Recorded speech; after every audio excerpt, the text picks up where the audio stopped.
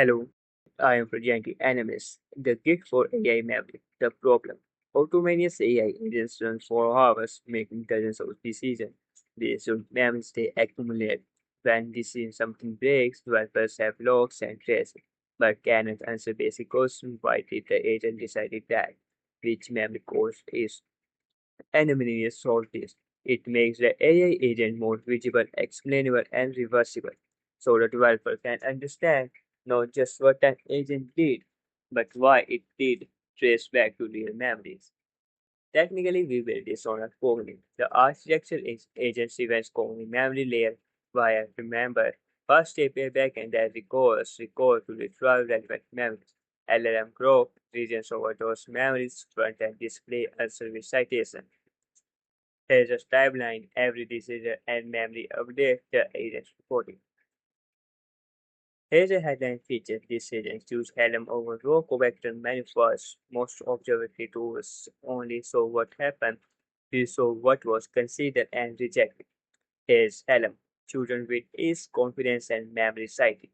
And here's row vector, rejected with the reasons why. The agent actually calibrated, you see the whole thought process. Now for the most important part, I am going to change exactly one memory.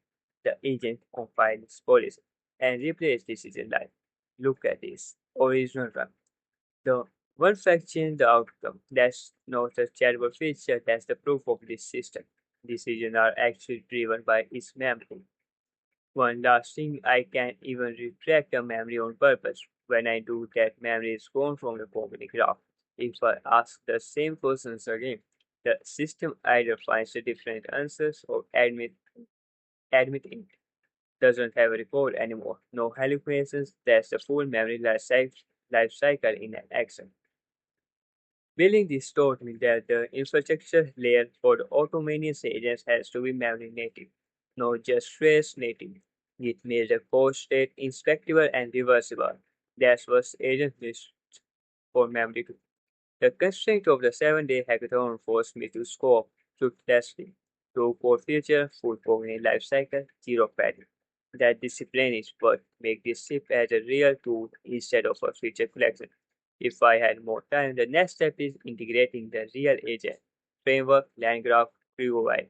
So this becomes the standard observability layer the ecosystem builds on. Thank you.